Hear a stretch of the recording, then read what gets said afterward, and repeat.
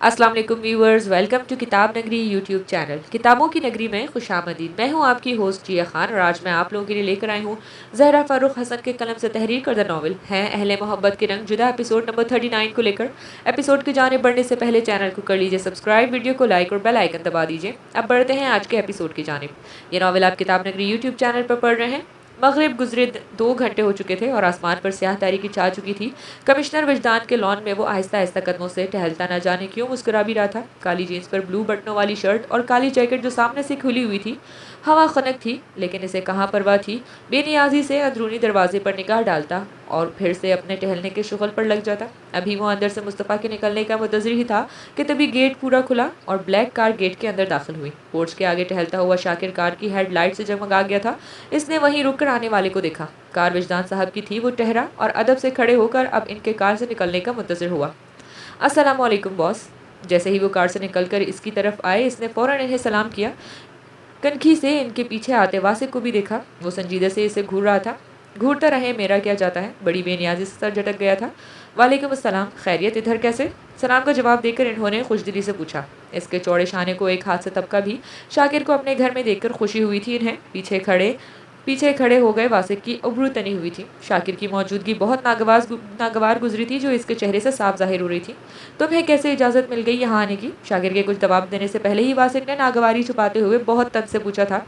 शाकिर के जबड़े तने भरपूर जला हुआ जवाब देने की ज़ुबान पर बहुत तेज़ खुजली हुई थी मगर वजदान साहब की मौजूदगी की वजह से खुजली को तसल्ली दी। ए ज़ुबान सबर, साला अपना टाइम भी आएगा। सोचा भी तो अपने स्टाइल में। ऐसा तल्ख और तंज़िया लहजा। वजदान साहब ने मुड़कर वासिक को देखा। इसकी आंखों में शाकिर के लिए कोई नर्म जज्बा नहीं था, बस एक आग सी लपक रही थी। बाहमी कड़वाहट घुल चुकी थी। दो मर्द की आपसी जंग। पता नहीं क्यों इन्हें कुछ गलत होने का एहसास हुआ था। शाकिर को मैंने बुलाया था। वासिक की बात सुन चुका मुस्तफ़ा खुले दरवाजे से बाहर निकला और जिस संजीदगी से इसने वासिक को देखा वो बस चेहरा फेर गया। पर दिल में एक कांटा सा चुभा था। वो इतना अजीज हो गया है कि अब अपनी ही बात से वो गुरेज कर गया। शाकिर, सामान ले आए तुम? वो वासिक को पूरी तरह से नज़रअंदाज करते हुए सिर्फ शाकिर से पूछ रहा था। वजदान साहब ने मुस्तफ़ा को देखा, फिर शाकिर को। जी, बहुत बहुत हिफाजत से। बोलते हुए वो इस बार मुस्कुराया नहीं, बस हाथ पुश्त पर बांध कर संजीदगी से खड़ा था। कोई ख़ास चीज़ है? वजदान साहब ने बेटे फिर शागिर्द को देखते हुए सादगी से पूछा। कुछ यही हाल वासिक का भी था। वो भी जानना चाहता था कि देखे क्या चीज़ है जो ख़ास तौर पर घर तक मंगवाई गई है। वो भी शाकिर से। अब तक ये काम तो वो करता था। एक बार फिर इसने आंखों में आग की तपिश लिए हुए शाकिर को घूरा। कुछ खास नहीं, बस ऐसा ही सामान। मुस्तफ़ा ने लापरवाही से कांधे झटके और कलाई पर बंधी घड़ी देखी। आप लेट नहीं हो गए पप्पा? शानी मुंतज़िर हैं। वजदान साहब मुस्कुरा दिए। बड़े अदब से इन्हें भगाया जा रहा था। हाँ, हो तो गया हो। आओ वासिक, अंदर चले। अपनी कलाई घुमाई और घड़ी पर निगाह डालकर इन्होंने मुड़कर वासिक को देखते हुए नरमी से कहा और अंदर की जानिब कदम बढ़ा दिए। इसे अभी मजबूरन कदम बढ़ाने पड़े। जाते जाते तीखी निगाह सीना तान कर खड़े शाकिर पर ज़रूर डालकर गया था। वो मुंह बनाकर चेहरा फेर गया और वासिक जबड़े तान कर अंदर चला गया। साला इतरा बला। जाते जाते वासिक की पुश्त को घूरते हुए बहुत हल्के से बड़बड़ाया और मुस्तफ़ा ने इसे एक घूरी दी। वो गड़बड़ाया। जी, वो दीवार पर बैठे बिल्ली को कहा है। बहुत इतराया इतराया फिर रहा है। लगता है इसे आने वाले नए मेहमान की खबर मिल गई है। फ़ौरन संभल कर चार दीवारी की तरफ उंगली से इशारा करते हुए बड़ा मुस्कुरा कर कहा गया। ज़बान कम चलाया करो। एक तो पहले डिस्टर्ब किया, अब ये फजूल गोई। मुस्तफ़ा सर झटक कर आगे बढ़ा जिधर इसकी कार थी। शाकिर यहाँ तक इसकी ही कार में आया था। ये नावल आप किताब नगरी यूट्यूब चैनल पर पढ़ रहे हैं।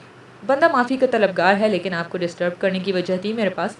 इसके पीछे इसके कदमों के निशान पर कदम रखते हुए अपने आधे अधूरे गंजे सर पर हाथ फेरता सर झुका हुआ था। तो टाइम पर आने को किसने बोला था? चलते चलते वो एकदम से बोला और शाकिर वहीं थम गया। काली आंखें सिकुड़ कर मुस्तफ़ा की पुश्त को देखा। डॉक्टर साहब, टाइम पर हर काम करने का दर्स किसी और बंदे ने नहीं दिया है, मैं हमें। मुस्तफ़ा ने मुड़कर छोटी झूठी हैरानी से खड़े शाकिर को जैसे ही देखा वो दांत निकाल गया। कुछ देर घूरने के बाद तहकुम भरा हुक्म दिया, अंदर जाओ और अनु को बुला लाओ। ऑर्डर क्या जारी हुआ? शाकिर की झूठी हैरानी से चाय तब्दील हो गई। मैं और अनम मैडम को बुला लाऊं? अपने सीने पर उंगली रख कर वो हैरान सा मुस्तफ़ा को देख रहा था। कहीं डॉक्टर साहब कुछ चेक तो नहीं कर रहे? मुस्तफ़ा एक कदम का फासला तय करके इसके सामने खड़ा हो गया। सीने पर हाथ बांधे और अपने कद बराबर शाकिर की काली आंखों में देखा। अव्वल तो वो तुम्हारी मैडम नहीं, अनम कह दिया करो, सबा की ही उम्र की है। दूसरे मैं पापा से कह देता, लेकिन वासिक सुनकर फ़ौरन मुर्तज़ा को बताता और वो इन तीनों को तो सरप्राइज़ के छेतरे उड़ जाते। तीसरे, अनु तुम पर एतबार करती है, अब जाओ और इसे बुला कर लाओ, लेकिन सिर्फ अनु को बोलना। धीरे धीरे अपनी पूरी बात कहकर सख्त हिदायत की, हाथ बढ़ाकर गाल थपका और कार की डिग्गी की तरफ मुड़ गया। लेकिन कहूँगा क्या, आप खुद कह देना, मोबाइल तो होगा आपके पास। वो फिर भी हिचकिचा रहा था, शायद वो अंदर नहीं जाना चाहता था। डिग्गी खोलकर मुस्तफ़ा ने बगौर इसकी शक्ल देखी। अनु मोबाइल रूम में छोड़कर आई होगी, अब अंदर जाओ, कोई बहस नहीं।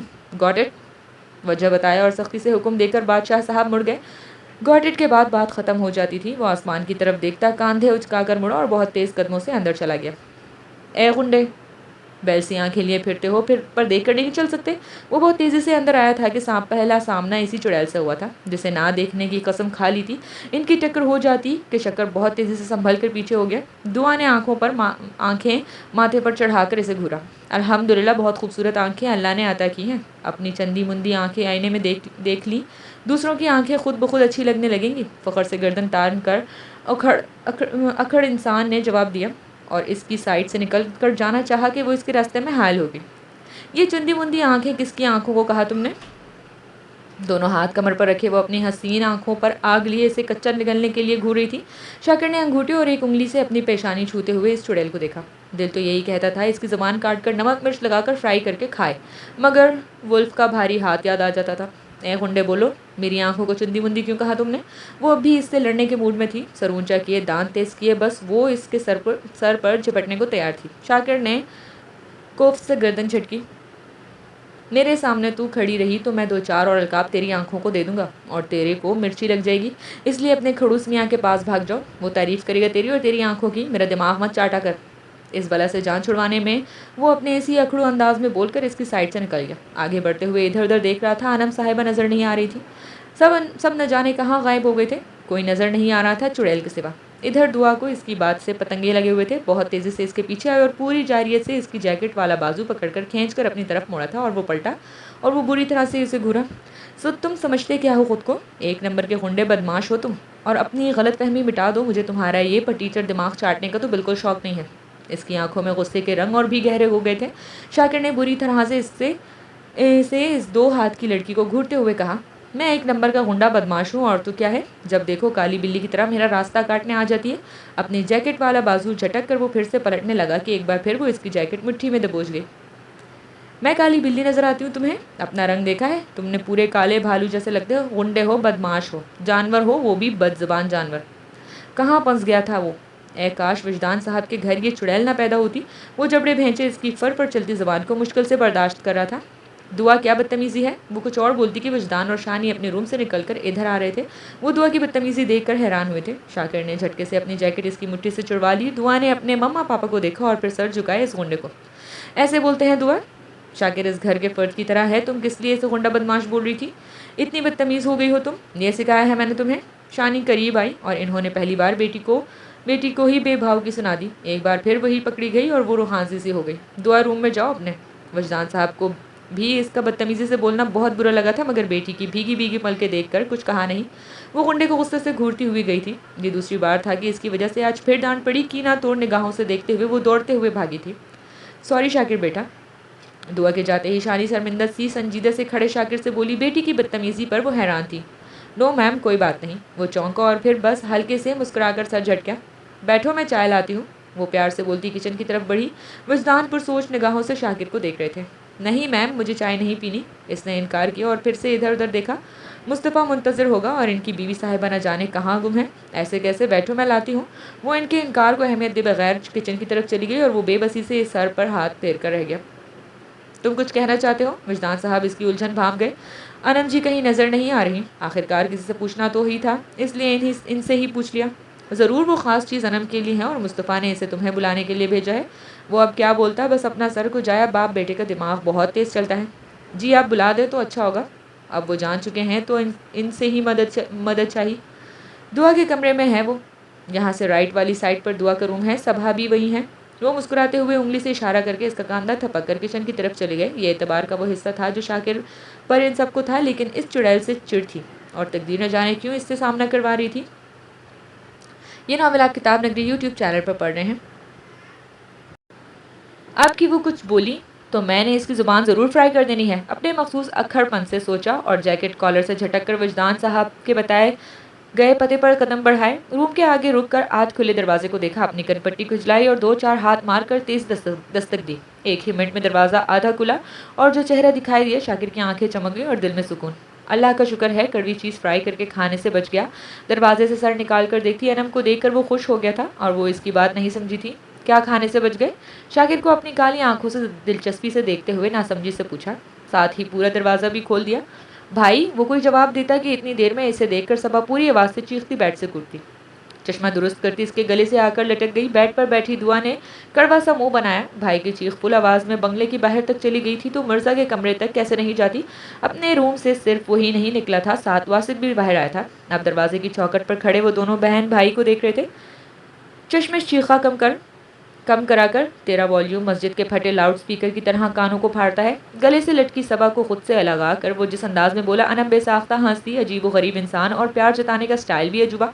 जैसी भी है, मुझे अपनी आवाज़ पर फ़ख्र है। सबा की बाहें गर्दन से लपेटी और अपने भाई को देखते हुए वो गर्दन अकड़ा कर गई। होना भी चाहिए, अब चल किनारे हट, मुझे अनम जी से काम है। बस हो गया दुलार।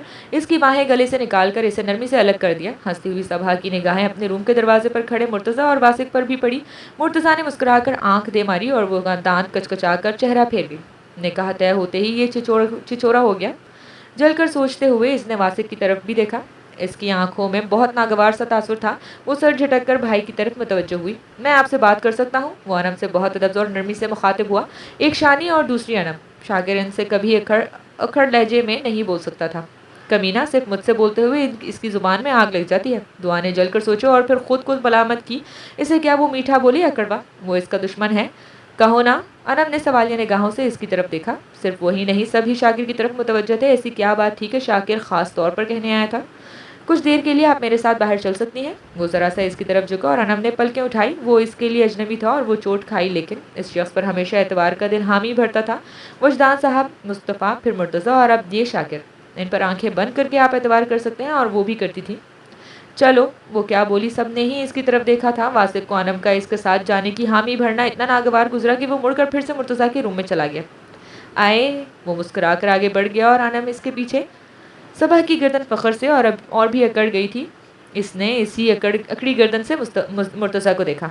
संभल कर कहीं टूट ना जाए, पहले ही एक हड्डी की है। मुर्तज़ा चिढ़कर गड़ाप से अपने रूम में गुम हो गया और वो पैर पटक कर बात पर उठाकर बेड की तरफ बढ़ गई, जहाँ दुआ जली भुनी बैठी हुई थी। ये नावल आप किताब नगरी यूट्यूब चैनल पर पढ़ रहे हैं। शहर के कुछ दूर दरख्तों और रंग बिरंगे पौधों से घरा ये एक आलीशान जदीद आसाइशों से सजा एक खूबसूरत विला, जिसकी चार दीवारी दूर दूर तक फैली हुई थी। बाहर सिक्योरिटी गन्स लिए वदरी धारे गार्ड्स और एक तरफ बंधे खूंखार शिकारी कुत्ते, जो अपने मालिक के एक ही इशारे पर सामने वाले को चीर फाड़ कर रख देते थे। सब्ज घास भरे ग्राउंड में ये ग्रे रंग की इमारत अपनी खूबसूरती से निगाहों को जकड़ लेती थी। आज फिर से रोशनियों से जगमगा रही थी। शीशे की दीवार से रोशनियां अब भी फूट फूट कर अंदर तक निकल रही थी।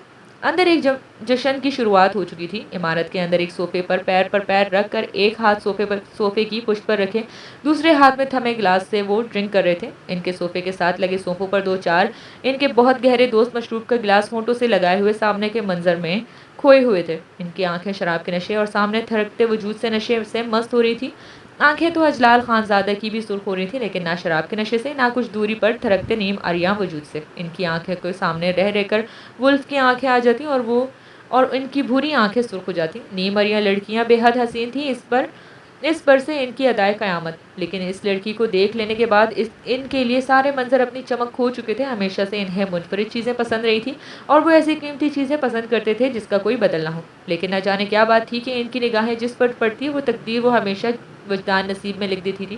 पहले इसकी माँ की मोहब्बत में हिस्सा लगाया, फिर अफशीन को इसने पसंद किया और अफशी वजदान की मोहब्बत में पागल हो गई। और फिर वो कीमती हीरा, वो मासूम शायान, पहली बार इसका दिल दगा कर गया था। वो इस लड़की को हमेशा के लिए अपना बना लेना चाहता था, लेकिन क्या हुआ, वो वजदान की हो गई और अब इसकी जैसी एक और लड़की मिली। पर एक बार मुकद्दर ने इस बार वजदान के बेटे को इसके मुकाबले में खड़ा कर दिया।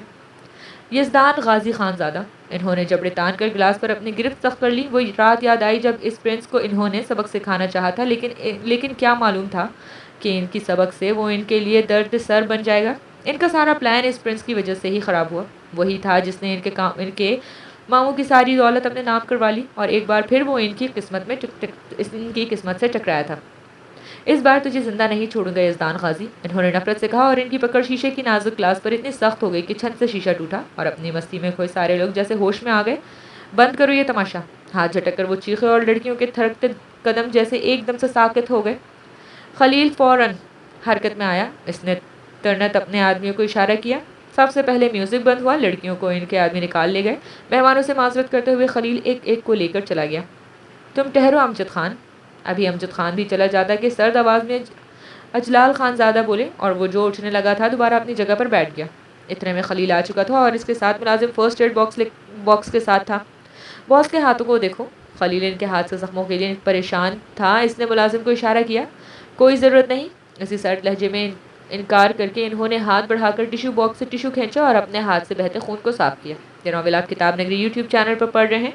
कसम है यज़दान गाजी, तेरे जिस्म से खून की एक एक बूंद निकालूंगा। जहर खंदाज से सोचते हुए इन्होंने जख्म साफ किया। ये सब साफ करो। टिश्यू उछाल कर वो मुलाजिम को हुक्म देकर अपनी जगह से उठ गए।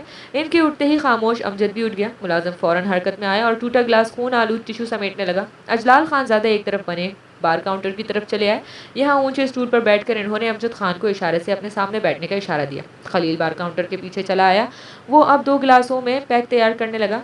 वुल्फ से कितनी बार मिले हो अमजद? वो खलील के बनाए गए पैक को उठाते हुए सर्द आवाज़ में ही पूछ रहे थे। वुल्फ का नाम आया और अमजद बुरी तरह से चौंका। बड़े गौर से अजलाल खानज़ादा को देखा। चौंका तो खलील भी था। बॉस के डिस्टर्ब होने की वजह समझ में आ गई थी। लगता है आपकी मुलाकात भी वुल्फ से हो चुकी है, अमजद धीमी आवाज़ में बोला और खलील ने पैक बनाकर गिलास इसकी तरफ बढ़ाकर इस सामने चेहरे और शातिर आंखों वाले अमजद खान को देखा। वो बहुत मक्कार शख्स था। तुम्हारी इससे कितनी मुलाकातें हुई हैं? गिलास होंठों तक ले जाते हुए इसी ठंडी आंखों से वो इसके चेहरे को देख रहे थे। 3 बार, पूरे 3 बार, और हर बार जान जाते जाते बची है, अमजद ने बताए हुए एक झुरझुरी सी ली। गिलास होंठों से लगाकर खुश गला भी तर भी किया। तुझे किस लिए इसने जिंदा छोड़ दिया? सीने पर हाथ बांधकर खड़े खलील ने तंजिए से देखा और अमजद खान कड़वाहट बड़ा खून भर गया। अजलाल खानज़ादा का ये आदमी बहुत ख़तरनाक था। मेरी किस्मत कहो जिसने मुझे बचा लिया, वरना वो सब को आज़ादी जान लेने के बाद ही देता है। कहने के साथ ही एक ही सांस में वो सारा गिलास खाली कर गया। वुल्फ का जिक्र गला खुश्क कर रहा था। अजलाल सुर्ख आंखों से इसे गौर से देख रहे थे। तो फिर तुम क्या कहते हो, ये वुल्फ कौन हो सकता है? इस बार अजलाल खानज़ादा ने पूछा और गिलास शीशे की चमचम काउंटर पर रख कर खलील की तरफ बढ़ा और वो फिर से बैग तैयार करने लगा। कौन है वो? कहाँ से आया है? कहाँ जाता है? कोई खबर नहीं। इसके आदमी बहुत वफादार हैं। आज तक इसके बारे में एक भी बात पता नहीं चल सकी। अमजद खान ने बताते हुए अपना खाली गिलास भी खलील की तरफ बढ़ाया। कोई एक तो होगा। इनकी पेशानी पर बल वाज़े थे। वो आंखें भूली नहीं जा रही थी। ये नावल आप किताब नगरी यूट्यूब चैनल पर पढ़ रहे हैं। मैंने भी बहुत पता करवाया पर आज तक नाकामयाब हूँ। एक दानिश नाम का आदमी भेजा था, लेकिन वो इतना चालाक है, जब तक इस नए नौजवान पर पूरी तरह से एतबार नहीं आ जाता वो आदमी ना इसका चेहरा देख सकता है ना इसका ख़ास ठिकाना। तो इस दानिश का क्या हुआ? खलील को इतनी बेसब्री थी कि अमजद खान की पूरी बात होने से पहले ही बेचैनी से पूछ लिया। अमजद ने इसकी तरफ देखा और सर्द आह भरी। होना क्या था? वुल्फ ने पता करवा लिया कि वो गद्दार है और फिर बस यही सुना। वो भी अब इस दुनिया में नहीं है। अमजद बोलता गया। खलील ने तेज़ी से अजलाल खानज़ादा की तरफ देखा। इनका चेहरा पत्थर जैसा सख्त हो चुका था। यानी तू किसी को नहीं जानता? गिलास इसकी तरफ बढ़ाकर खलील ने जबड़े भैंस कर तरखी से इसकी तरफ देखा। ये भी बेकार निकला। हाँ, बस एक को जानता हूँ। जिस दिन सलीम के साथ हमारी डील थी, इसका एक आदमी वुल्फ का आदमी निकला था। शकू नाम है इसका। हुलिया इसलिए नहीं बता सकता कि वो एक हुलिये में नहीं रहता, असली शक्ल नहीं पहचानता। अमजद खान की इतला पर शकू खलील की पेशानी की लकीरों पर बढ़ पड़े और कुछ गिलास उठाते हुए इस बार अजलाल खानज़ादा बोले। आवाज़ अब ठंडी बर्फ जैसी हो चुकी थी। हाँ, याद आया। वो किसी सुल्तान नामी आदमी को ढूंढ रहे थे। एकदम से अमजद को याद आया। वो अपनी जगह से जैसे उछला और वो लोग भी ठिठक गए। सुल्तान? इनके होंठों से वो एक साथ निकला और अमजद ने हाँ में सर हिलाया। अब तुम जा सकते हो अमजद, इन्होंने कहा और स्टूल से उठकर वो एक बार फिर सोफे की तरफ बढ़े और अमजद खान बगैर कुछ पूछे और इधर उधर देखे अपनी जगह से उठा था। गिलास में बचा सियाल हल्क में अंडेला और गिलास खुद को देखते खलील की तरफ बढ़ाकर मुस्कुराया। दरवाज़ा इधर है। खलील ने उंगली से इशारा किया और अमजद अपनी गोल गोल आंखों से घूरता दरवाजे की तरफ बढ़ गया। बॉस, अब बस, मुझे वुल्फ हमारी गिरफ्त में ही चाहिए। गिरफ्त में ही है। अमजद के जाते ही खलील तेज़ी से चलते इसी सोफे के पास आया था जहाँ जलाल खानज़ादा बैठे थे। यह नावल आप किताब नगरी यूट्यूब चैनल पर पढ़ रहे हैं। सुल्तान को आज़ाद कर दो। वुल्फ नामी भेड़िए को वो कुत्ता ही जाल में फंसाएगा। इन्होंने शातिर मुस्कुराहट के साथ खलील को हुक्म दिया और इसने सर हिला दिया। बस बॉस आप बेफिक्र रहें, बाकी का सब खलील संभाल लेगा। अजलाल खानजादा ने अपने वफादार की तरफ मुस्कुराए देखा और मुस्कुरा दिया। तुम इस लड़की को तुम उस लड़की को जब मेरे पास लेकर आओगे तो ही मैं बेफिक्र हो सकता हूँ। तू जानता है खलील, मेरे अंदर कौन सी आग लगी है। जब तक वो लड़की मुझे नहीं मिलेगी तेरा बॉस चलता ही रहेगा। अपने गरेबान के सारे बटन खोलते हुए वो सोफे की पिच से सर टेक कर नीम दराज हो चुके थे। खलील बस इन्हें देख कर रह गया। एक बार ऐसी लड़की से इनकी आग ठंडी करने में बहुत खसारे हाथ आए थे। अब फिर इसका दिल कह रहा था इनसे कह दे कि यजदान की बीवी को छोड़ दे, मगर मालिक का ऐसा वफादार था कि कभी इनकी कोई बात रद्द नहीं की थी। लिविंग रूम में खामोशी छा गई थी। इधर इस इमारत में से अमजद खान की कार अब इनकी आहनी गेट से बाहर निकल चुकी थी। वो कार विंडो से रोड की तरफ देखते हुए अपने मोबाइल से एक कॉल मिला चुका था। कहो सेठ, कैसे याद किया? इधर से मर्दाना आवाज़ कान में गूंजी। तुम्हारा काम मैंने कर दिया है सुल्तान, खुद ब खुद अजलाल खानजादे की चुंगल से बाहर निकल जाएगा। वो कान से मोबाइल लगाए रोड की तरफ देखता बोला, वाह सेठ, तुम तो वाकई बड़ी तोप चीज़ हो। इधर से वो हंसे और अमजद खान ने आंखों की पतलियाँ सिकड़ी। मैंने तुम्हारा काम कर दिया, अब तो वो वीडियो मुझे दे दूँ। हमारी यही डील हुई थी, वो बोला और इस मर्द ने कहकहा लगाया। सब दे दूंगा साहब, एक आदमी के पास अब आया हूँ जिससे वादा निभाना भी सीख रहा हूँ। तुम्हारी वीडियो पहुँच जाएगी। इधर से इस बार संजीदगी से कहकर कॉल कट कर दी गई। अमजद खान ने गहरी सांस ली। बहुत बुरा फंसा था वो, लेकिन एक तरफ की गद्दारी से अगर झूठी इज्जत बच रही है तो फिर गद्दारी करने में कोई हर्ज नहीं। वैसे भी अब इसे लगने लगा था कि अजलाल खानजादा नामी सूरज अब डूबने ही वाला है, इसलिए आने वाले वक्त में क्या करना है ये सोचकर सर झटक कर वो कार की सीट से टेक लगाकर आंखें मूंद गया। लॉन की रोशनियां जगमगा रही थी और सर्द हवाएं सुहानी सी हो गई थी। अपनी कार से एक बाजू की टेक लगाए वो मोबाइल की तरफ देखते हुए बस महबूब की आहट का मुंतजर था। आखिरकार सब्र का वक्त तमाम हुआ और फिजा में घिल गई महबूब की खुशबू ने मुस्तफ़ा को बता दिया वो आ गई है। हाथ में लिया मोबाइल जीन्स की जेब में डाला और सामने से आती अनम को देखते हुए वो सीधा खड़ा हो गया। कुछ लम्हों पहले जो खूबसूरत लम्हे दोनों ने साथ गुजारे थे, इसका असर धड़कनों में अभी खुशगवार सा अर्ताश पैदा कर रहा था। ये इस हसीन लम्हों का ही असर था कि अब तक अनम के गाल पर हया की सुर्खी बिखरी हुई थी और शर्म के बोझ से पलकें लरस लरस जा रही थी। इंतजार करवाना आपकी आदत बन गई है। वो जब जब ऐसा मोहब्बत सा नरम और शीरी सा बोलता था तो लगता ही नहीं कि वो मुस्तफ़ा था और अनम इसकी इसी अंदाज से नर्वस सी हो जाती। आपको क्या काम था? वो नर्वस भी थी और हैरान भी। ऐसा क्या काम पड़ा है कि शाकिर से बुलवाया गया? वो खुद अंदर आकर कह देता, यहाँ आओ पहले। वो करीब आ गई तो अनम का हाथ अपने हाथों में लेकर इस तरह खड़ा हो गया कि अब वो इस दोनों की कार की आड़ में हो चुके थे। जी, वो समझ नहीं पा रही थी कौन सी राजदारी है। काली आंखों में उलझन देकर मुस्तफ़ा मुस्कुराया। मुझ पर एतबार कर लिया है ना? झुक कर इन आंखों में झांका और अनम की पलकें झट से गिर गई। बस वहाँ में सर हिला दिया। गालों की सुर्खी और इजाफा हुआ लबों के गोशे पर वो छिपी मुस्कुराहट। कोई इतना हसीन दिलकश कैसे हो सकता है? दिल ने मचल कर इसे बेबस सा कर दिया और इसने इसके गालों पर अपने होंठों को रख दिया। मुस्तफ़ा, वो घबराई और वो संभल कर सीधा हो गया। Don't worry. अपनी शर्ट दबोच गई, नाजुक हाथों को मुट्ठी मुट्ठी अपने हाथों में कैद करके अपने सीने पर रख दिया। अनु, सरापा मोहब्बत बंद कर पुकारा और अनम ने पलकों की झालर उठाकर लॉन की रोशनी में जगमगाता खूबसूरत चेहरा देखा। एतबार के साथ एक इल्तिजा और करता हूँ तुमसे, कबूल करोगी? वो संजीदा हुआ और अनम ने सर उठाकर इसे देखा। मुस्तफ़ा ने इसे और करीब करते हुए इसके चेहरे के इतराफ में आ गई लटों को छूते हुए बोलना शुरू किया। ये नॉवेल आप किताब नगरी यूट्यूब चैनल पर पढ़ रहे हैं। वादा करो अब पुरानी कोई बात कभी अपने जहन में नहीं लाओगी। कभी किसी राह पर कोई आशना भी मिल जाए तो तुम नई अनम की तरह सबसे मिलोगी। तुम भूल जाओगी कि तुम्हारे साथ कभी ऐसा कुछ हुआ है। एक हाथ में इसके हाथों को अपने सीने पर रखे और दूसरे हाथ की उंगलियां इसके लटों के नरमी से परे कर रही थी। नरम प्यार में गंदी आवाज में इल्तिजा सी थी और वो साकित से थी। जिस दिन तुम मुझे मिली थी मैंने कहा था कि तुम मेरे साथ एक एक मुजरिम का अंजाम देखोगी और तुम देखोगी अनम, बगैर डरे बगैर शर्मिंदगी के। वो संजीदा था और अनम बिल्कुल चुप। आज के बाद तुम नई अनम बनकर रहोगी, बोलो रहोगी ना? इतना सब कुछ तो इसने बख्शा था, मान एतबार फ़ख्र, अब वो क्या इसे एक करार नहीं दे सकती? अनम आगे बढ़ी और फराख सीने पर अपना सर रख गई। आपके हमरा मैं अनम मुनीब रही ही नहीं। मैं अब अनम यजदान गाजी हूँ और वही मुझे अब हमेशा रहना है। मुस्तफ़ा हैरान हुआ और खुलकर मुस्कुरा दिया। सच्चाई यही थी कि वो अनम यजदान गाजी थी। मुस्तफ़ा का सिर्फ नाम इससे मिला था। वो शानी के लिए मुस्तफ़ा बन गया और यहाँ सिर्फ मुस्तफ़ा रह गया। असल पहचान तो यजदान ही थी इसकी। तो मिसेस यजदान, आप तैयार हैं मेरे सरप्राइज़ के लिए? आसूदा मुस्कुराहट होठों पर खुली और इसे पूरी कुव्वत से अपनी बाहों में भरकर सरशार सा हो गया वो। अनम ने सीने से सर उठाया, मुरमुरी बाहों को इसकी गर्दन में लपेटता। वो इसने ज़ोर से सर हिलाया। इसके बेहद हसीन बालों को वाली पोनी भी साथ ही हिली थी। मुझे लगता है मैं एक दिन कोई काम का नहीं रह जाऊंगा। नाजुक कमर पर गिरफ्त सख्त करते हुए ठंडी सांस लेकर दिल और निगाहों को गुस्ताखी पर टोका। आपका मतलब ये तो नहीं कि मैं आपको निकम्मा बना रही हूँ? अनम ने अबरू चढ़ाई और नाराज सी होकर गर्दन से बाहों का घेरा निकाल लिया। वो मुस्कुराहट दबा गया। कह सकती हो इश्क ने निकम्मा बनाने की कोशिश शुरू कर दी है, वो बोलते हुए नरमी से अपने हाथ कमर पर से हटाकर अबकार की पिछली तरफ बढ़ा। हाँ, इसका हाथ हनूस इसके हाथ में था। शुक्र करे अल्लाह ताला ने मुझे पैदा कर दिया, वरना अकेले ही रहते आप और बस करते रहते ढेरों काम। मेरे अलावा आप जैसे सरफिरे और संगी के साथ कौन गुजारा कर सकता था? वो इसके जवाब से चली और बड़ी बेसाख्तगी से जवाब भी तर से दिया था। वाह रे ये बीवियाँ! वो दिल ही दिल में हंसा और इसकी बातें इससे ही लुटाई जा रही हैं। तुम ना होती तो अकेले ही रहता और बस आहें भरता और तुम्हें याद करता। गर्दन खिंची करके देखा और एक हाथ से नाक पकड़कर हिला दी। अनम जो बोलने के बाद सोच रही थी कहीं मुस्तफ़ा अब जवाब पर एक लगा न दे, खिलाफ उम्मीद जवाब पाकर फूल की तरह खिल गई।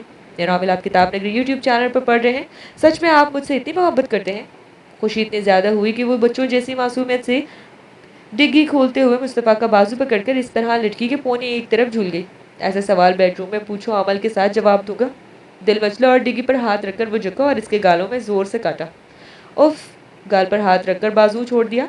रहने दे अमल करने को, दर्द ही देना है आपको। और वो आगे बोलती कि एकदम से मुस्तफ़ा ने इसे खींच कर कार की डिग्गी पर टेक दिया और अपनी दोनों हथेलियां डिग्गी पर रख कर इस पर पूरा का पूरा झुक गया। यूं कि मुस्तफ़ा की सांसें इसकी सांसों से टकराई थी। ऐसा दर्द दूंगा कि बार बार इलाज के लिए मेरे पास आने को तड़पोगी। वो जसूर निगाहें, वो बेबाकाना जुमले, अनम का सारा खून समट कर चेहरे पर आ गया। चेहरा गुलाबी, कान सुर्ख, गर्दन आतिशी और वो लरस गई। आज तुम्हारी खैर नहीं मिसेस। वो मुश्किल खुद पर काबू पाता बस शिद्दत से इसके लबों का बूसा लेकर सीधा हुआ और इसे भी खींच कर खड़ा कर चुका था। बाकी रूम में शर्माना। नरमी से इसका गाल थपक कर इसे परे किया और डिग्गी खोल दी। अपना सूटा हलक तर करके अनम ने डिग्गी की तरफ देखा और फिर इसकी आंखें खुल गई। ये सरप्राइज होगा सोचा भी नहीं था। Come on उजी। मुस्तफ़ा ने बाहें बढ़ाई और उजी उछलकर इसकी गोद में आ गई। इसने प्यार से इसकी पुश्त सहलाते हुए अनम की तरफ देखा। वो साकित थी मगर आंखें नम सी हो रही थी। ये नई उजी है, बिल्कुल नई अनु की तरह। ये तुम्हें वुल्फ ने गिफ्ट की है। इसने मुस्कुराकर बिल्ली अनम की तरफ बढ़ाई। भूरे और सफ़ेद रुई वाली बिल्ली उछलकर इसकी गोद में आना चाहती थी। अनम ने हाथ बढ़ाकर इस बिल्ली को अपने हाथों में ले लिया। उजी आंखें नम थी और लबों पर मुस्कुराहट। वो कभी इसकी पुश्त सहलाती और कभी इसकी पुश्त पर चेहरा रखती थी। वो बस मुस्कुरा रहा था। ये आपके पास थी? भीगी हुई आवाज़ में बिल्ली की बाहों में दबोचे हुए डिग्गी बंद करने लगे। मुस्तफ़ा से पूछा। वो डिग्गी बंद करके इस पर टेक लगाकर बैठे और अनम की गोद में सिमटी बिल्ली को देखा। ये नावल आप किताब नगरी यूट्यूब चैनल पर पढ़ रहे हैं। वुल्फ इसका कर्जदार था। इस बिल्ली ने तुम तक पहुंचने में जो मदद की, वुल्फ यही चाहता था कि ये अनम को वापस इसी तरह वापस की जाए जैसे वो पहले थी। कोई जख्म ना हो, कोई चोट के निशान हो। वो बोलते हुए मुस्कुराए और गौर से सुनती अनम की आंखों में उलझन तैरी। वुल्फ कौन है? मुस्तफ़ा की मुस्कुराहट गहरी हुई। मस्त मगन लड़की ने कभी जानने की कोशिश ही नहीं की थी कि शिकार ढूंढने वाला वुल्फ ही होता है। मिलवाऊंगा तुम्हें, वो भी बेचैन है। वही पुरस्कार मुस्कुराहट और आंखों की अजीब चमक। वो चौंकी। अंदर चलो, बाद में सोच लेना। सीधे होते हुए इसका बाजू थामा और मुस्कुराते हुए कहा, यह सरप्राइज था तो अंदर क्यों नहीं लेकर लाकर दे दिया? अनम अब बार बार बिल्ली को खुद में भेजती, बड़े प्यार से इसे भी देख लेती। वो चारों कभी सरप्राइज रहने देते थे। मुर्तज़ा वासिक से कहता तो वो दोनों दुआ और सबक को बताती और फिर वो दोनों जुबान पर काबू नहीं रखती और सरप्राइज ख़त्म। शागिर को चुनने की यही वजह थी। इसका हाजमा बहुत मजबूत है। एक बाजू इसके शाने पर गुजार कर अपने हिसार में लिए वो वजह बता रहा था और वो हंसते हुए सुन रही थी। आप ही की तरह है। आखिरी जुमले पर सर उठाकर शोखी से देखा। कह सकती हो। झुककर पेशानी मारी और कदम बढ़ा दिए। वो दोनों कार की आड़ से निकलकर अंदर की जाने बढ़े कि दोनों के कदम ठिठक गए। खुले पोर्च में सारी पलटन मौजूद थी, बस एक शाकिर को छोड़कर। हाय मेरे खुदा, मेरी भतीजी आ गई। मेरी खैर नहीं। ये मुर्तज़ा था जो उसी को देखकर चौंका और जिस तरह से इसने दिहाई दी। वासिक ने एक हाथ इसकी कमर पर चढ़ा था। मुस्तफ़ा ने ना चाहते हुए भी एक कहकहा लगाया। इसके कहकहे पर वजदान साहब और शानी ने एक दूसरे को देखा और फिर दोनों की आंखें खुशी से भीगी। बिल्ली आ गई। सब उछलकर अनम तक पहुंच गई। दुआ भी हमरा थी। मुस्तफ़ा अब अनम के शाने पर बाजू हटा कर एक तरफ अपनी जीन्स की जेबों में हाथ डालकर खड़ा हो गया। लेकिन हमने तो बिल्ले की फरमाइश की थी। दोनों ने उसी को बारी बारी अपनी गोद में लेते बहुत संजीदगी से भैया भाभी की तरफ देखा। अनम ने दांत कचकचाए पर वो नहीं समझा। कैसा बिल्ला? दोनों के शरारत से चमकते चेहरे देखकर पूछ भी लिया। वही बिल्ला जिसका पैपर अनम बदले और हमें साफ सुथरा करके दे। सबा ने उसी को बाजू में उठाकर अनम की तरफ देखा और जो मुझे पुप्पो कहे। दुआ ने आंखें भी मची। मुस्तफ़ा हौले से हंस दिया। अभी बदलती हूँ पैपर और बनाती हूँ पुप्पो। सबके सामने इन दोनों की बेशर्मी पर वो दोनों को मारने लगी और वो दोनों बिल्ली छोड़ छाड़ कर दौड़ पड़ी। अनम भी इनके पीछे थी और उसी अपनी मालकिन के पीछे पीछे। आ गई मेरी दुश्मन की बेटी, मुर्तज़ा बोलते हुए इनके पीछे था। वासिक भी हंसते हुए अंदर गया। मुस्तफ़ा ने गर्दन झटक कर मुस्कुराते हुए अपने पापा और शानी को देखा। आओ अंदर चलें। इन दोनों के हाथ बढ़ाया और मुस्तफ़ा मुस्कुराया। बचपन का वो लम्हा कब से इन दोनों ने संभाला था। वो आगे बढ़ा और इनके हाथ में अपना हाथ रख दिया। इन दोनों का प्रिंस दिल खुशी से सरशार होते और साथ चलते हुए वो लोग भी अंदर चले गए। ये नॉवेल आप किताब नगरी यूट्यूब चैनल पर पढ़ रहे हैं। रात धीरे धीरे आगे बढ़ी। शहर के मशहूर नाइट क्लब की जगमगाहट अपने उरूज पर थी। इन्हीं जगमगाती रोशनियों में हर तरफ लोगों का हुजूम अपनी मस्तियों में गुम था। हर फिक्र से आज़ाद। इनकी ज़िंदगी का मकसद सिर्फ 4 दिन की ज़िंदगी और 2 दिन की जवानी का भरपूर फ़ायदा उठाना था और वो ख्वाब गफलत में थे। ठीक इसी वक्त जब मस्तियाँ उरूज पर थी, अजलाल खानज़ादा की बेटियों की कार इस नाइट क्लब के भरे ग्राउंड में रुकी और वो दोनों कार से निकली थी। जीन्स पर क्रॉप टॉप और खुली जैकेट, चेहरे पर मेकअप, और वो दोनों ही आज नाइट क्लब के जवानों का दिल धड़का गई थी। कौन ऐसा था जो इन दोनों को नहीं जानता था। हर किसी की निगाह इनके जिस्मों से उलझ रही थी।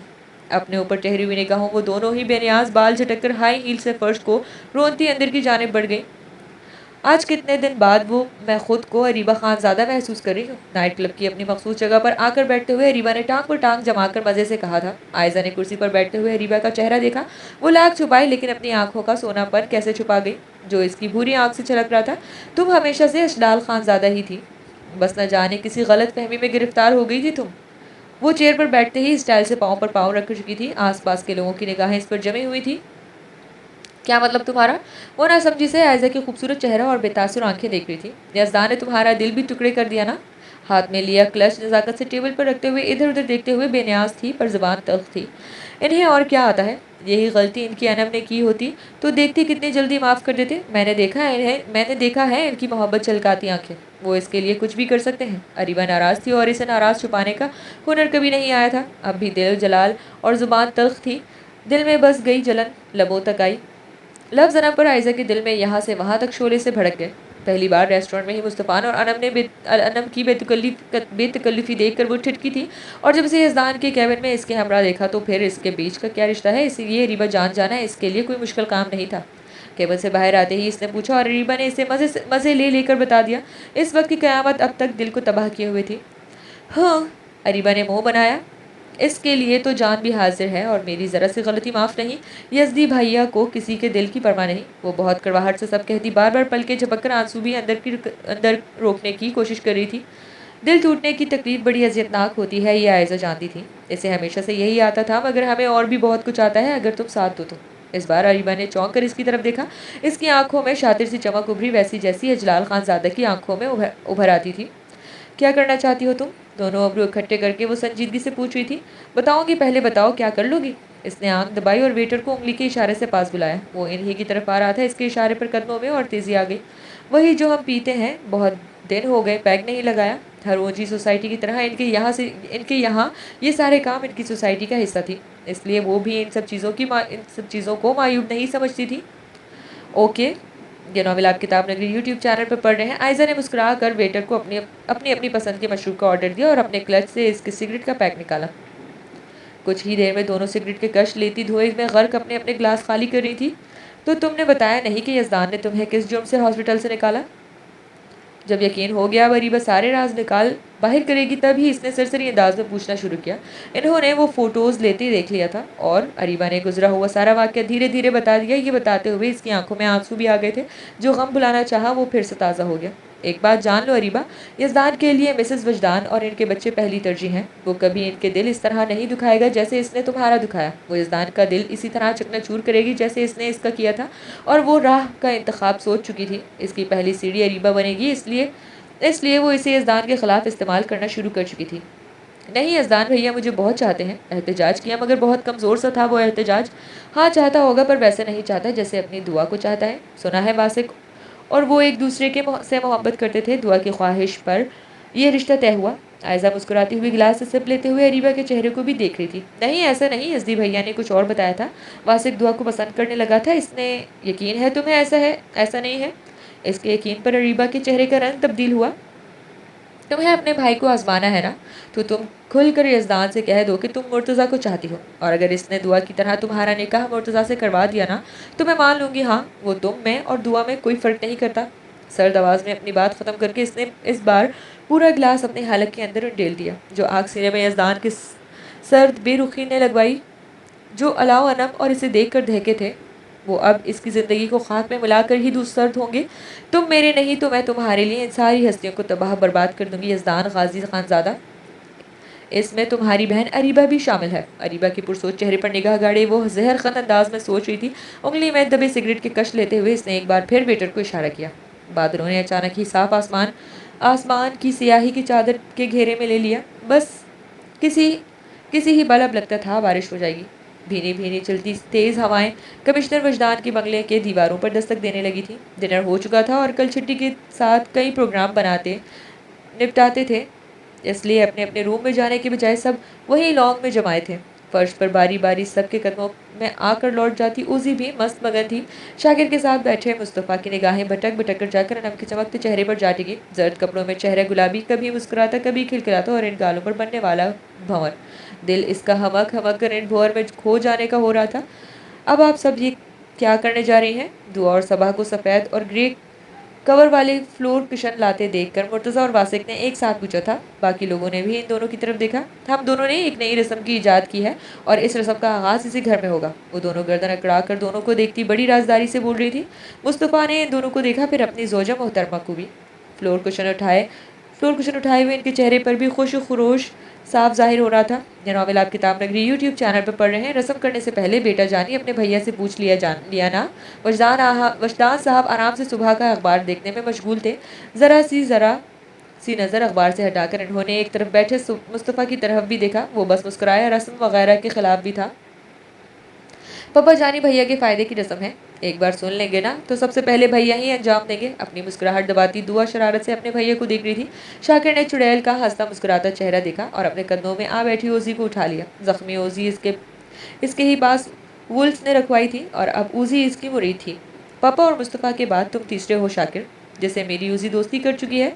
अनम सोफे से कुशन्स उठाते हुए फ्लोर पर रखती बड़ी खुशगवारियत से अपनी ओजी और शाकिर की दोस्ती को देख रही थी। वो हल्के से मुस्कुराया। इसकी दुश्मनी तो बस मेरे साथ है, रूठी हुई गर्लफ्रेंड है मेरी। मुर्तज़ा भला क्यों चुप रहता? इसने दुहाई दी और सब जोर से हंस दिए। ओजी को गुंडे ज़्यादा पसंद है।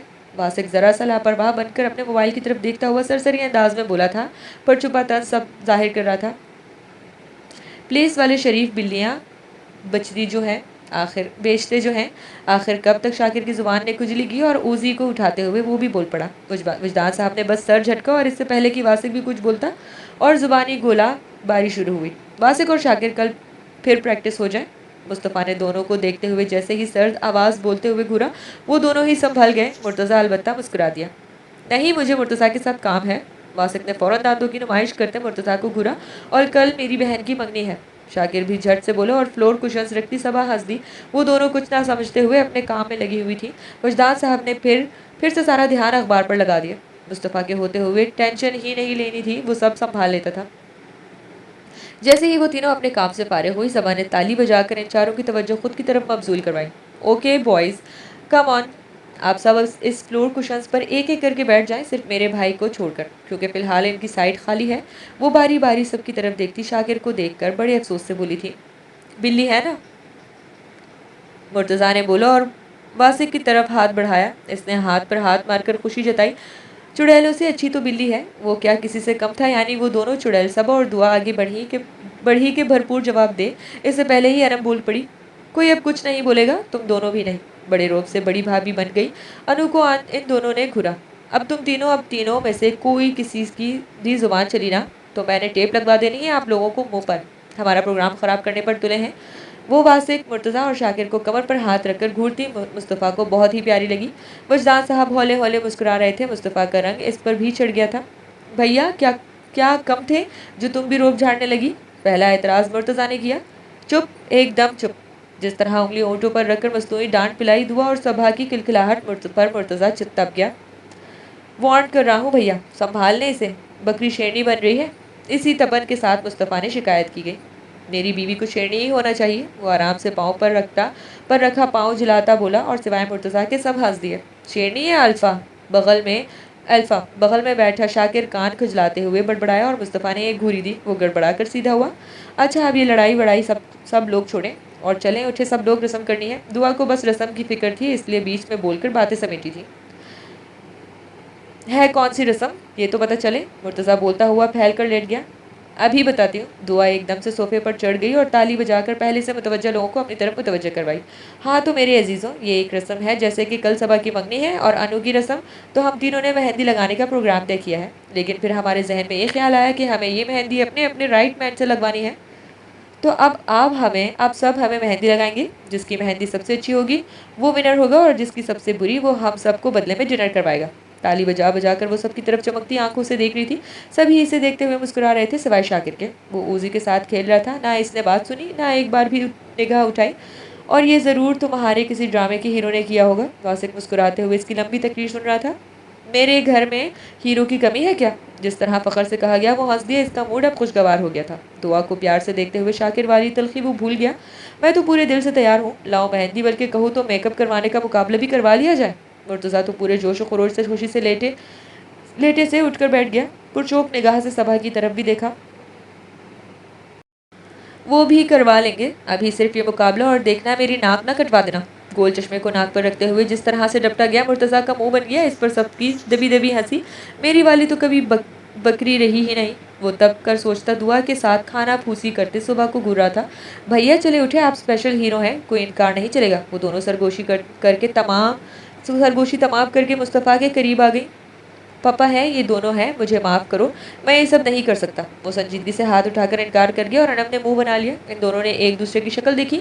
मैं खाला को लेकर आती हूँ। अनम शिकवा भरी निगाहों से इसे देखते हुए किचन की तरफ गई। मुस्तफ़ा के दिल ने इसे नाराज़गी जताई और वो गहरी सांस भर कर रह गया। मोहब्बत वाकई आपको कुछ भी करने पर मजबूर कर देती है। कुछ ही देर में वो शानी का ज़बरदस्ती हाथ पकड़ कर ला रही थी। तुम लोग लगवाओ ना, मैं क्या करूँगी मेहंदी लगवा कर। वो सबकी तरफ चीखती खजल सी हुई थी। सारे बच्चे जमा थे और ये तीनों ज़बरदस्ती इन्हें भी बच्ची बना रही थी। तुम क्यों नहीं लगवाओगे, हम किसी हीरो हीरोइन से कम है क्या? मुजदार साहब ने हाथ में लिया अखबार टेबल पर फेंका और आस्तीन ऊपर करके अपनी जगह से उठ गए और अनम के हाथ से शानी का हाथ छुड़वाकर वो इनका हाथ थाम कर अपने करीब कर चुके थे। ये नॉवेल आप किताब नगरी यूट्यूब चैनल पर पढ़ रहे हैं। मुर्तज़ा और वासिक ने एक तेज़ सीटी बजाई और वो तीनों ताली बजा रही थी। अपनी कनपट्टी पर हाथ रखकर बैठे मुस्तफ़ा के होठों पर मुस्कुराहट थी। इस बार शाकिर ने भी दिलचस्पी से अपने बिग बॉस और मैम को देखा था। इसकी निगाहों में वो मिसाली थे। लाओ मेरी बच्चियों, आज हम अपनी प्यारी बीवी के हाथों में अपनी मोहब्बत के रंग उतारेंगे। वो शानी के घूरने के बावजूद भी इनका का हाथ थाम कर वही फ्लोर कुशन पर बैठ गए और इन्हें अपने सामने ही बिठा दिया। वजी वजी बोलो ना। उफ, ये इनकी शोखी वो बुरी तरह से गुलाबी हुई। दिलचस्पी से सब देखती अनम ने मुस्तफ़ा की तरफ देखा। देख लें, ये है शायान और गाजी की मोहब्बत। निगाहों के इस तसादुम में यही शिकवा। इस बार मुस्तफ़ा हंसता हुआ अपनी जगह से उठा था। मेरी ड्राइंग कभी अच्छी नहीं रही, लेकिन कोशिश कर सकता हूँ। वो अपनी आस्तीन ऊपर करता अपने पापा के बगल में बैठा। तो सबकी निगाहें इस पर उठी। वो सब मुस्कुरा दिए। इस बार की सीटी की आवाज़ और भी तेज़ थी और दुआ सभा की तालियां पूरे ज़ोरों शोर से बजी थी। खुद शाकिर के लिए ये मंजर काफ़ी दिलचस्प था। आ जाए अनु जी। बैठते ही इसे बुलाया और शानी की आंखें खुशी से भीगी थी। गर्दन मोड़ कर पास खड़ी अनम को देखा। अनम का दिल तो यही ख्वाहिश कर रहा था कि मगर अब वो नर्वस हुई। इसने सबकी तरफ देखा। सभी की आंखें शरारत से इस पर जमी थी। बैठ जाओ अनु, वजदान साहब ने प्यार से बोला और वो अपना दुपट्टा और फ्रॉक समेट कर मुस्तफ़ा के सामने बैठ गई। आज मैं और मेरा बेटा अपनी अपनी बीवियों को दिखा देंगे हम हर काम कर सकते हैं। वजदान साहब ने मुस्तफ़ा के शाने पर अपना बाजू फैलाया। वो बहुत सरशार हो गए थे। और मैं क्या पीछे रह सकता हूँ? इतने में मुर्तज़ा भी उठकर इनकी दूसरी साइड अपना ट्राउज़र घुटने से खिसका कर फ्लोर कुशन्स पर बैठ गया। तुम 2-4 कदम आगे ही हो। इन्होंने मुर्तज़ा के शाने पर अपना बाजू रख कर खींचा और वो इनसे लपट गया। ओह मेरी डार्लिंग हीरो पप्पा, माय लवली सन। इन्होंने फर्क मोहब्बत से इसे खुद से लिपटा लिया। शानी सरशारी से इन लोगों को ही देख रही थी। छोटे भैया ने सबसे ज़्यादा पापा की मोहब्बत वसूली है। दुआ बोलते हुए मेहंदी की ढेरों कोन ले आकर वासिक के सामने बैठ गई। मुर्तज़ा ने मुस्कुराकर कॉलर ऊंचा करते हुए फ़ख्र से इसकी तरफ देखा। दुआ ने बस ज़ुबान दिखाकर चढ़ाई। चले मुकाबला शुरू कर दें। सबा सबके एक एक कोन थमा कर खुद भी मुर्तज़ा के सामने बैठ गई। मैंने ही जीतना है। सामने बैठ गई सबा को सरशार नजरों से देखते हुए मुर्तज़ा बड़ा पुरएतमाद था। वो मुस्कुराई और इसने एक निगाह अपने भाई पर डाली। काश भाई की भी कोई एक आध गर्लफ्रेंड होती तो देखती आप चारों को हार जाते। इनसे अच्छी मेहंदी कोई नहीं लगा सकता। शागिर अपनी बहन को देखकर मुस्कुराया। क्यों, वो वेटरी के अलावा लड़कियों को मेहंदी लगाने का काम भी करता था? वासिक कौन के सुराख से पेन निकालता हुआ फिर से बोला था। एक बार फिर इसने तंज सबकी मुस्कुराहट सिमट दी थी। हाँ, लगाया है। जब 10-11 साल का था मेहंदी लगाई, चूड़ियाँ बेची, कबाड़ गुब्बारे बेचे, छोटे छोटे सारे काम किए। फिर वेटर बन गया। मैंने किसी भी काम करने में शर्म नहीं की। सबा को पालना मेरी जिम्मेदारी थी और मैंने हर वो हलाल काम किया जो मैं अपनी बहन को खुश रखकर इसकी ख्वाहिशात पूरी कर सकता था। एक पैर पर पैर रखकर संजीदा मगर सर उठाकर सबकी तरफ देखता। वो बाएतमाद था, अपनी पहचान पर इसे गुरूर था। सबा की आंखें नम हुई। वासिक शर्मिंदा नहीं हुआ लेकिन चुप जरूर हो गया। पहली बार दुआ ने चोर नजरों से इसे देखा। एक बात तो थी, वो सबसे अलग था। इसके भैया की झलक इसमें साफ दिखती थी। जता अखड़ था, इतना ही मुंह पट, मगर इसकी आंखें पाक थी, बहुत पाकीज़ा चमक थी इनमें। तब तो हमें शाकिर से ही मेहंदी लगवानी चाहिए, क्यों अनु? इससे पहले कि हमारे शौहर हमारे हाथों में अपने मुजरिमों का नक्शा बना दे। शानी एकदम से शरारत से बोली और सबने इनकी तरफ देखा। शाकिर अलबत्ता हल्के से मुस्कुरा दिया। जी खाला, अल्लाह जाने ये डॉक्टर साहब क्या सांप बिच्छू बना दे। हम शाकिर से ही लगवा लेते हैं। अनम भी शरारत से खाला की हाँ में हाँ मिलाती खुद को होंठ गोल मोल करके देखते मुस्तफ़ा को देख रही थी। यहाँ से उठी तो इसके आगे बगैर बोले इसने अनम की कलाई जकड़ी और इसकी हथेली अपने सामने फैलाई थी। गुलाबी हथेली दिल में हलचल मचा गई। ये नावल आप किताब नगरी यूट्यूब चैनल पर पढ़ रहे हैं। मैं भी वही करूँगा। वजदान साहब ने भी शानी की कलाई जकड़कर कौन संभाली और बस घूर कर अब इनकी कोशिशों को देखने लगी। मेहंदी लगाते हुए वो सर जगह इनकी गुलाबी हथेलियों पर पूरी दिल जमई से डिज़ाइन बनाने की कोशिश कर रहे थे। शानी की आंखों में वालहाना पर उतरा था। इस शख्स ने तो इन्हें अपनी मोहब्बत से मालामाल कर दिया। वजी, खूब अच्छी से लगाना। देखिए ये पुल आप सही नहीं बना रहे। वो अब इनकी रहनुमाई करने लगी और अपने पापा के बगल में बैठा मुस्तफ़ा मुस्कुराते हुए अनम के हाथों में डिज़ाइन बनाने की कोशिश कर रहा था। अनम बिल्कुल खामोश थी, बस मुस्तफ़ा के हर नक्श को देखती अपने निगाहों को सैराब करती सोच रही थी। ये शख्स इसके दिल पर हुकूमत करता था, अब इसे पागल सा बना रहा था। वो एक मीठी मीठी सी कसक दिल में जितनी बस मुस्तफ़ा के हर नक्श हर हरकत में खोई हुई थी। इसका कभी कभी निगाहें उठाकर देखकर मुस्कुरा लेना, कभी कुछ सोच लेना, कभी लबों का बनाना या अपने बालों पर हाथ फेर देना। वो खोई खोई सी इसके चेहरे से लेकर हाथों को पकड़ तक में डूबी हुई थी। मुर्तज़ा, ऐसे नहीं, साफ साफ बनाओ।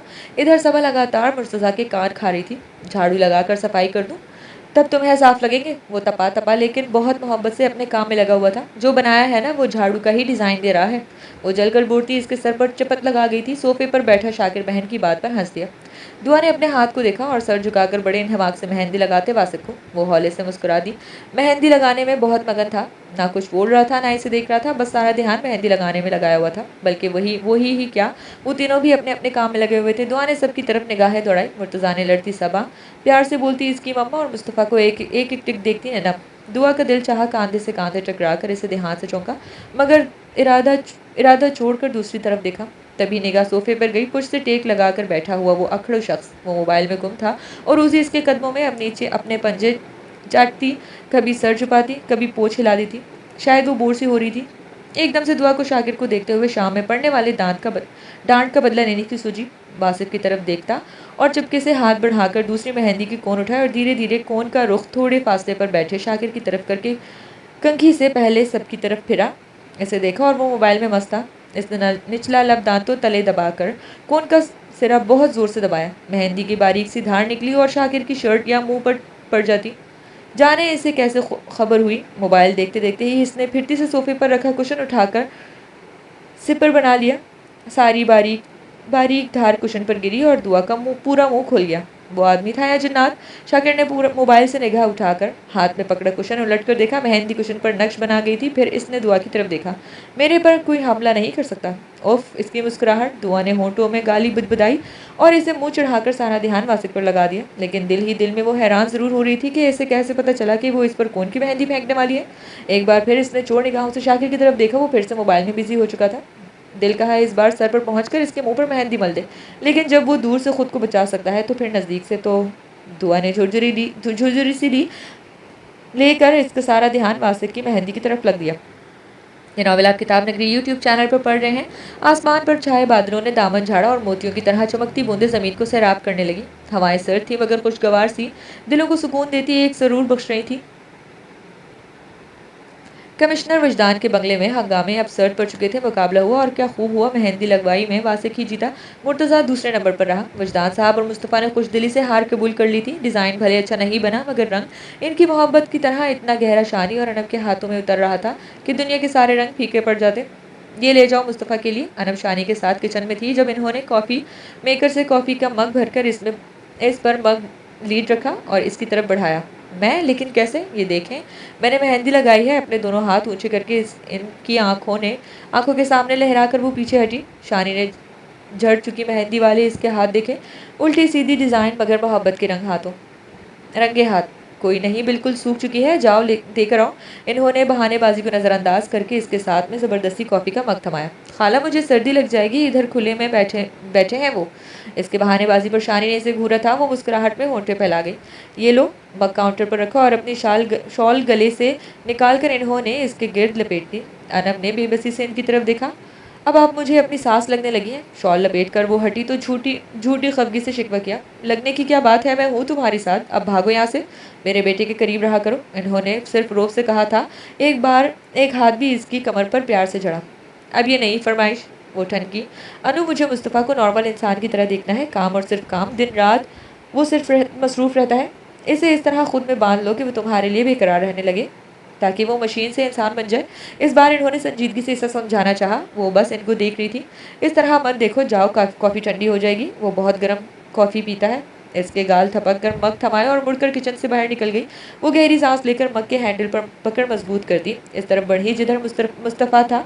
धीरे धीरे चलती इधर ही आ गई जहाँ वो बैठा था। ये बंगले का एक गोशा था। खुला खुला वारंदा जिसमें एक तरफ झूला लटका हुआ था। इन सब का बचपन इधर ही ज़्यादातर बीता था। बारिश हल्की थी लेकिन हवाएं सर्द सी हो रही थी। मुस्तफ़ा और शाकिर वहीं एक तरफ आराम चेयर पर बैठे न जाने क्या बातें कर रहे थे। दो अजीब गरीब इंसान अल्लाह ने न जाने किसी फौलाद से बनाया जो सर्दी ही नहीं लगती। वो दोनों को देखती सोचती इनके नज़दीक आ गई। इसे देखते ही शाकिर उठ खड़ा हुआ। ओके बस, अब मैं चलता हूँ। खड़े होते ही जाने की इजाज़त भी मांगी चाहिए। तुम पापा के पास बैठो, मैं कुछ देर में आता हूँ, बोला शाकिर से था लेकिन निगाहें अनब पर थी। इसकी आंखों में जो चमक अनब को देखकर उभरी थी इससे इसका पूरा चेहरा जगमगा गया था। ओके शाकिर, कहता हुआ बहुत तेज़ी से अंदर गुम हो गया और वो धीरे धीरे चलती इसके करीब आई। मुस्तफ़ा की निगाहें इस पर जमी हुई थी। आपकी कॉफ़ी। धड़कनों के मुंतशिर होने का शोर इसे साफ सुनाई दे रहा था जो कि निगाहों से मग इसी की तरह बढ़ा गया। ये नॉवल आप किताब नगरी यूट्यूब चैनल पर पढ़ रहे हैं। थैंक्स, वो बोला और अनब ने घबरा कर इसकी तरफ देखा। इसने सिर्फ मग नहीं थामा था, इसका हाथ भी थाम लिया था। भागने नहीं दूंगा। मग लेकर टेबल पर रख दिया और कलाई दबोच ली। निगाहें अब सुर्ख डिज़ाइन पर थी। नहीं भागूंगी, हाथ छोड़े, धीमी आवाज़ में बोलती इसने कलाई छुड़ानी चाहिए। मुस्तफ़ा की गिरफ्त और सख्त हुई। वादा? सिर्फ कहा नहीं था, कलाई ज़रा सी मरोड़ी भी थी। भागने देंगे आप? इसने कलाई मरोड़ने पर बेसाख्ता तब कर बोल कर वो धम से वही झूले पर बैठ गई। इसने हंसकर कलाई छोड़ दी और अपना वग उठा लिया। अनब ने गुस्सा परे करके प्यार से झूले की जंजीरों पर हाथ फेरा। वक्त के साथ इस झूले में भी तब्दीली आ गई थी। मुस्तफ़ा, आपको याद है हम सब कितना लड़ते थे इस झूले पर बैठने को और आप हमें डांट कर भगा देते थे। लॉन में बरसती बारिश को देखते हुए वो अपने बचपन में खोई हुई थी। कभी कभी ही भगाया था। इधर वो मुस्कुराता हुआ कॉफ़ी का मग अपने होठों से लगाने से पहले बोला। हाँ, जब आप तन्हाई में कहीं खोए रहते थे। वो बेसाख्ता हंसते हुए इसे देखने लगी। इस बार वो बस मुस्कुराया। क्या कहता कि वो खोया हुआ नहीं रहता, आग में जलता था तब इधर आकर बैठता था। मुस्तफ़ा, आपको सर्दी नहीं लग रही? शॉल अपने इर्द गिर्द लपेटते हुए ऐसे मुस्तफ़ा को सिर्फ फुल आस्तीनों वाली गोल गले की शर्ट में देखकर बार बार झुरझुरी आ रही थी। नहीं, मुझे बहुत अच्छा लग रहा है। तुम्हें अच्छा नहीं लग रहा? मुस्तफ़ा इतनी देर में कॉफ़ी पीकर अब अपनी चेयर इसके करीब कर चुका था और पूरी तरह इसकी तरफ मुतवज्जो हो गया था। लग रहा है ना, बट सर्दी भी तो है। वो ज़रा सी सिमटी भूरी आंखों की चमक से। अभी अंदर चलते हैं, बस कुछ देर। देखो कितनी अच्छी बारिश हो रही है। इसके हाथों को अपने हाथों में लेकर वो अब एक उंगली इसकी सूख कर झड़ती मेहंदी के बचे कुचेर ज़र्रात को भी बहुत नरमी से छिड़ा रहा था। सारी खूबियाँ एक तरफ, वो बहुत केयरिंग भी था। ये वो अब जानने लगी थी। वो दिल से मुस्कुरा दी। डिज़ाइन अच्छा नहीं बनाया आपने। इसके चेहरे को देखते हुए शोखी से बस छेड़ने की गर्ज से यही कहा था, वरना वो पूरी कौन थोप भी देता तो भी वो दुनिया का सबसे अच्छा डिज़ाइन लगता है इसे। हाँ, ये तो है। वो धीरे धीरे मेहंदी चढ़ाता बोला और अनब ने मुस्कुराहट दबाने के लिए निचला लब दांतों तले दबाया। कभी सोचा भी नहीं था ऐसा काम करूँगा, बट आई एंजॉय इट। अच्छा तजुर्बा था। अगली बार गूगल पर डिज़ाइन देखकर लगाऊंगा। वो सादगी से बोलता अब भी अपने काम में लगा हुआ था। शायद इसे सुर्खी में छुपे सूखे बचे ज़र्रात अच्छे नहीं लग रहे थे। सच में फिर से लगाएंगे? अनम ने शौक से पूछा और मुस्तफ़ा ने सर उठाया। तुम्हारे लिए ये काम भी सही। इसकी मेहंदी लगे हाथों को नाक के पास लाकर वहाँ से अपनी नाक रगड़ दी और एक सहरन सी अनम के सारे वजूद में फैल गई। अंदर चले, घबरा कर वो कसमसाई और इसने इसका साथ हाथ छोड़ दिया। बस कुछ देर और। वो अब यहीं बैठे रहना चाहता था। ना बादशाह साहब खुद जाएंगे, ना इसे जाने देंगे। इसलिए वो मुंह बनाकर सोचती, सुकड़ समझ कर बैठी रही। काश ये बारिश ज़रा गर्मी में होती तो मैं इस वक्त इस बारिश के साथ होती। पैरों की मदद से झूले को हरकत देते हुए वो हसरत से लॉन में ज़बरदस्ती बारिश देखने लगी। लॉन की रोशनी में बारिश का नज़ारा दिलनशी था। बारिश अच्छी लगती है तुम्हें? इसकी निगाहों में वो चेहरा ही बसा हुआ था और क्या दिलनशी मंजर था। अच्छी? मैं आशिक हूँ बारिश की, फूलों की और मेरी, मुस्तफ़ा ने एकदम से कहा और जोश से बोलती अनम ने इसकी चमकती आंखों में देखा। आपकी तो बिल्कुल नहीं हो, इसने अबरू से कर बड़ी संजीदगी से कहा था, पर आंखें आंखें शरारत से चमक रही थी। मुस्तफ़ा आंखों की पतलियां सुकड़कर और होंठ गोल करके देखने लगा। सच में आपकी आशिक नहीं हूँ। कौन सरफिरे संग की दरिंदे का आशिक होगा? निचला लब दांतों तले दबाए वो बड़ी शरारत से नफ़ी में गर्दन हिला रही थी। गोया यजदान गाजी खानजादा को असली रूप में आने की दावत दी जा रही थी। वो सोचता हुआ कुछ देर इसे देखते हुए उठ गया।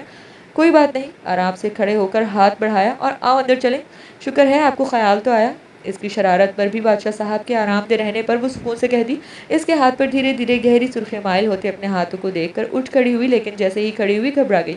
ममा मुस्तफ़ा, वो एकदम से बुरी तरह से गड़बड़ाई। वो बड़े आराम से शानी को लपेटी गई शॉल झटके से खोलकर आराम चेयर पर फेंक चुका था। मुझे सर्दी लग रही है। वो क्या करने जा रहा था? अनम बहुत घबराई हुई अपने हीरो के गुस्ताखाना तेवर देख रही थी। अभी और लगेगी। क्या नहीं था इन भूरी आंखों में? अनब सर्दी से ज्यादा इन आंखों से कपकपा गई। इसका गले में पड़ा दुपट्टा भी गले से खींच कर वही शॉल के पास फेंक चुका था। प्लीज मुस्तफ़ा, क्या कर रहा था वो? इसकी आहनी गिरफ्त में कांप सी रही थी। कोई आ गया तो ये सोच कर ही वो लरज उठी। जब तक हम दोनों यहाँ से कोई नहीं आएगा, जब तक हम दोनों यहाँ हैं कोई नहीं आएगा।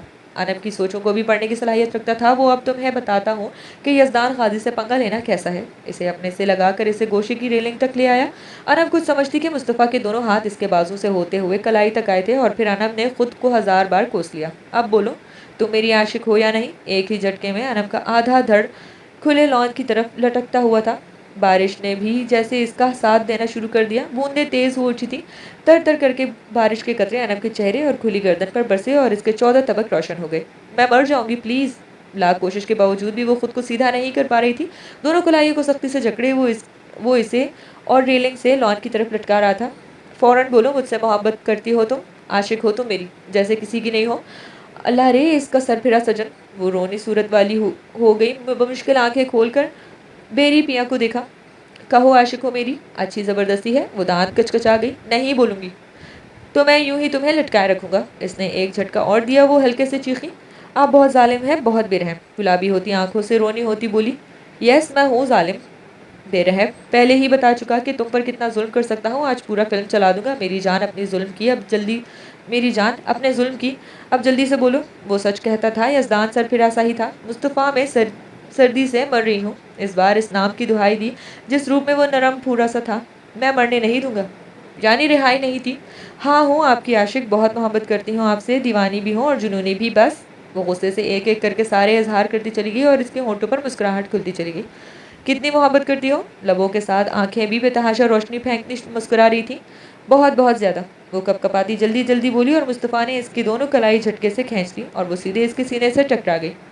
ये नावल आप किताब नगरी यूट्यूब चैनल पर पढ़ रहे हैं। जा बाकी के लफ्ज़ अनम के लबों में दब गए। इसने अपनी शहादत वाली उंगली इसके होंठों पर रख दी।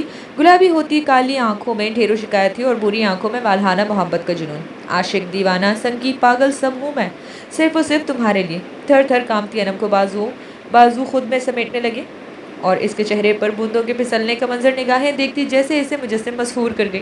धीरे धीरे इसका चेहरा झुका और अनम के चेहरे पर बारिश के कतरों को लबों ने जज्ब करना शुरू कर दिया। मुस्तफ़ा की शर्ट अपनी मुट्ठियों में जकड़े वो इसमें ही सिमटने लगी। नाजुक कमर पर गिरफ्त सख्त सख्त होती जा रही थी। मेरी मोहब्बत की इल्तिजा है, आज तुम मेरे लिए खुद को पोर पोर सजाओ, ऐसे ही यजदान तुम में गुम होकर सारी दुनिया भूल जाए। बोझल आवाज़ ने मोहब्बत भरी इल्तिजा की और इसकी शहरत पर लब फिसले और वो कस कर आंखें मैच गई। हवा का एक तेज झोंका बारिश के साथ आया और वो बुरी तरह से कपकपा गई। वो संभल कर अनब को अपनी बाहों में भर कर पलटा। जरा सा इससे अलग होकर झुककर आराम से चेयर से इसकी शॉल उठाई और कांपती लरसती अनब के इर्द गिर्द लपेट दी। वो अब भी इसके सीने में छुप जाना चाहती थी। कहा था ना अगली बारिश का शिद्दत से इंतज़ार रहेगा। सीने में छुपने की कोशिश करती अनब की थोड़ी 2 उंगलियों से ऊंची करके आवाज़ जैसे आँच देती महसूस हो रही थी। प्लीज़। आंखें बंद थी और लबों पर कमज़ोर एहतजाज, दिल तो कब का इसके आगे घुटने टेक चुका था।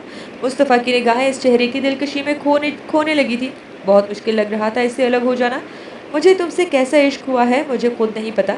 चेहरा झुकाकर इसने लरसते लबों पर बस अपने होंठ रख दिए। आओ अंदर चलें। इन होंठों पर होंठ रखे वो गहरी सांस लेकर पीछे हो गया। मालूम था ज़रा सा भी लबों का जाम भरा तो वो खुद को संभाल नहीं पाएगा। अनब की कलाई थामी और धीरे धीरे चलता हुआ अंदर की जाने पड़ गया। वो धड़ धड़ करते दिल के साथ बस फर्श को देखती चल रही थी। मैं पापा और शागिर के साथ स्टडी में हूँ, 1 घंटे के बाद रूम में आऊँगा। तुम तब तक खुद को तैयार कर लो, इतना ही वक्त है तुम्हारे पास। अंदर आते ही वो इसके कान में सरगोशी करता इसे वही लाउंज में छोड़कर चला गया। अनंत ने आहिस्ता से सर उठाकर स्टडी की तरफ जाते हुए मुस्तफ़ा की पुश देखी और फिर लरसती टांगों और बेतहाशा धड़कते दिल के साथ वो सीढ़ियों की तरफ बढ़ी थी। सीढ़ियाँ चढ़ते हुए दिल दिल था कि ऐसा धड़क रहा था जैसे अब बंद हो जाएगा। ये लम्हा तो आना ही था, लेकिन ये क्या हो रहा है? दिल ऐसे क्यों लरज रहा है? शर्म से रुआ रुआ काँप क्यों रहा है? कैसा सख्त मरहला है मुस्तफ़ा की कुर्बत के लिए तैयार होना। वो बार बार अपनी भीगती पेशानी साफ करती अपने रूम की तरफ जा रही थी। बारिश की बूंदें अभी ज़मीन को सैराब करती मोहब्बत से धड़कते दिलों को मसरूर कर रही थी। शानी ने अपने रूम की खिड़कियों को पर के पर्दे हटाए और शीशे पर लकीरें बंद कर बहती बूंदों को देखते हुए इनके दिल में जाने क्या समाई कि इन्होंने तेजी से लॉक हटाया और गिलास खिसका दिए। हवाओं के साथ पुआर ने इन्हें खैर मकदम किया। गहरी सांसें लेकर वो मुस्कुराई। आज इनका मुस्तफ़ा नई शुरुआत कर लेगा और इनके दिल पर धरा एक अनचाहा बोझ खत्म हो जाएगा। वो नॉर्मल इंसान की तरह हो जाए, बस इनकी यही ख्वाहिश थी। यज़दान गाजी खानज़ादा बनाम मुस्तफ़ा तह दर तह ऐसी उलझी शख्सियत था जैसे सिर्फ अनहम ही अब सुलझा सकती थी। शायान की वजह से जो जुल्म इस प्रिंस पर गुजरा था वो अब तक इस गिल्ड से नहीं निकल पाई थी। हासिल और लाहासिल की जंग में सबसे ज़्यादा नुकसान 9 साल के प्रिंस ने उठाया था। इसे किस बात की सज़ा दी गई थी? शानी ने कसकर आंखें बंद कर ली। अब भी जब वो मंजर याद आता वो वही शायान बन जाती जो अब भी इनके वजूद में छुपी हुई थी। खिड़की के डोर से सर टेक कर इन्होंने अपनी दोनों हथेलियां बारिश की बूंदें जमा करने के लिए बाहर निकाल दी। बूंदें हथेलियों पर गिरी और इनकी ठंडक से दिल की जलन कम होने लगी। इस हालत में वो गहरे बादलों को आसमानों पर छाए देखकर खुद सोचों में खोई हुई थी। दरवाज़ा आहिस्ता आहिस्ता से अंदर की तरफ धकेल वजदान अंदर आए और पहली निगाह खिड़की के पट खोलकर खड़ी शानी पर निगाह गई। हथेली बाहर निकाल कर बूंदें जमा करती वो मौसम एंजॉय कर रही थी। वजदान के होंठों पर मुस्कुराहट खुल गई।